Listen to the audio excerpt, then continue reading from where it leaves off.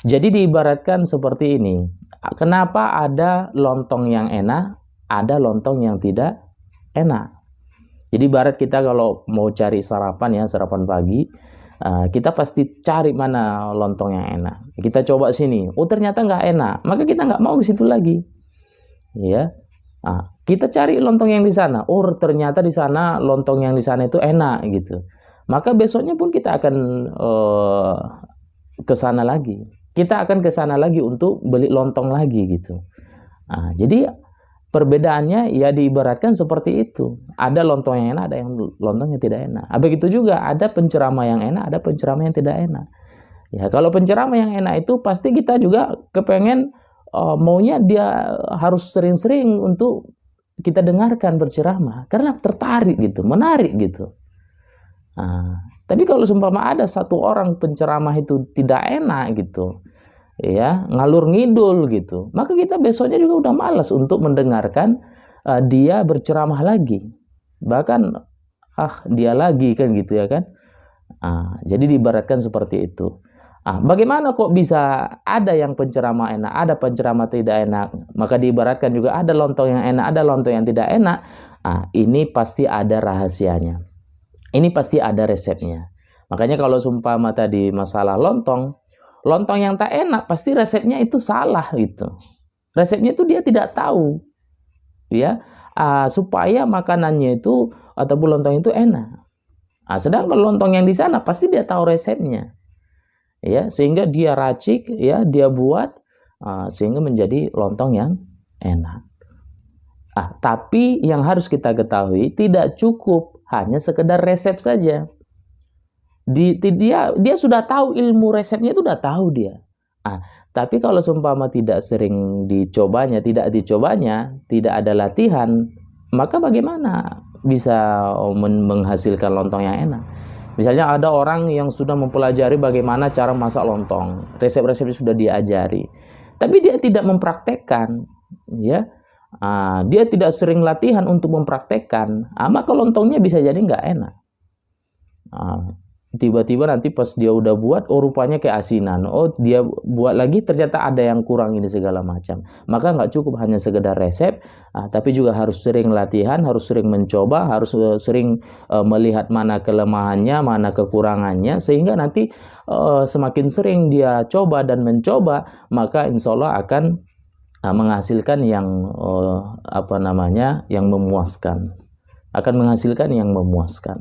Begitu juga dengan berceramah. Dia harus tahu resepnya, dia harus tahu ilmunya, bagaimana berceramah yang enak, bagaimana berceramah yang benar, gitu. Tapi tidak cukup hanya sekedar dia punya ilmu retorika, punya resep, gitu. Tapi juga harus dia mempraktekkannya, harus dia mengamalkannya, harus dia banyak latihan. Misalnya dia di rumah, di kamar dia latihan, gitu. Ya, harus sering-sering latihan. Baru nanti setelah, bila perlu direkam, ya, dia ngomong di kamar, ya kan, dia latihan di kamar, kemudian dia dengarkan, dia tahu nanti mana kekurangannya, mana yang harus diperbaiki segala macam. Terus itu diulang-ulang. Baru nanti setelah dia udah tahu kekurangannya, kelemahannya, baru dia perbaiki lagi untuk menghasilkan yang lebih baik lagi, gitu. Apa perbedaan antara ilmu dan keterampilan? Ada orang yang tadi jago berceramah gitu. Apakah orang yang pandai berceramah itu sudah pasti tahu ilmunya? Atau hanya sekedar keterampilan saja? Maka ini diberatkan seperti petani, ya. Ada seorang petani, dia itu kalau 1 hektar itu sangat mudah bagi dia untuk menanam padi, gitu. Mungkin 1 hari bisa dia kerjakan untuk menanam padi itu di tanah itu 1 hektar. Berbeda lagi dengan seorang insinyur pertanian. Seorang insinyur pertanian belum tentu dia sanggup untuk menanam padi itu 1 hektar. Ya, atau caranya pun dia belum tentu tahu, bisa jadi salah dia menanamnya, kan gitu. Tapi kalau ditanya tentang ilmu pertanian, dia tahu. Tapi kalau ditanya seorang petani itu apakah tahu bagaimana supaya padi itu menjadi subur, banyak buahnya segala macam, dia tidak tahu. Siapa yang tahu? Ya pastinya seorang insinyur pertanian. ya, dia akan tahu bagaimana untuk melebatkan buahnya, ya, menghijaukan daunnya, pupuk apa yang dipakai, apakah pupuk urea misalnya, atau pupuk yang mengandung NPK misalnya gitu kan. Ada pupuk NPK misalnya. Dia tahu. Ya, jadi seorang insinyur pertanian hanya sekedar mempunyai ilmu, ya, seorang petani hanya sekedar mempunyai keterampilan. Makanya bila perlu dua-dua harus ada dalam dirinya.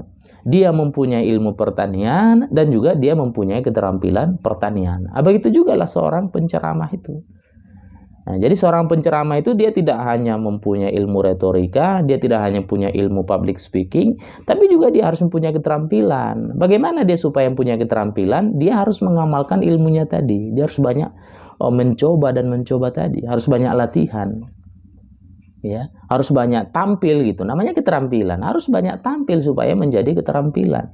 Jadi orang yang mampu berceramah itu, ya, ada orang jago berceramah, tapi belum tentu dia mempunyai ilmu retorika itu. Misalnya kalau ada orang nanya kepada orang yang pandai berceramah, ya ditanya lah, bagaimana kok bisa begini ceramahnya, enak kali gitu, gini-gini. Bagaimana ilmu supaya kita jago berceramah? Ya coba ajarkan kepada kami. Ada yang bertanya seperti itu. Ya maka orang yang berceramah itu belum tentu bisa mengajarkan ilmunya kepada yang si bertanya tadi, kepada jamaah misalnya. Ya.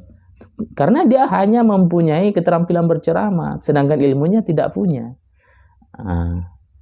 Begitu juga orang yang punya ilmu komunikasi, ya, jurusannya tentang ilmu komunikasi, ya, jago dia, bagaimana ilmu tentang berkomunikasi, tentang berbicara depan orang, tahu dia semua. Tapi juga belum tentu dia ketika tampil di ketika tampil dia untuk berceramah, ketika tampil di depan orang, belum tentu tertarik orang, ya, belum tentu dia bisa gitu, atau malah dia gemetaran kan gitu.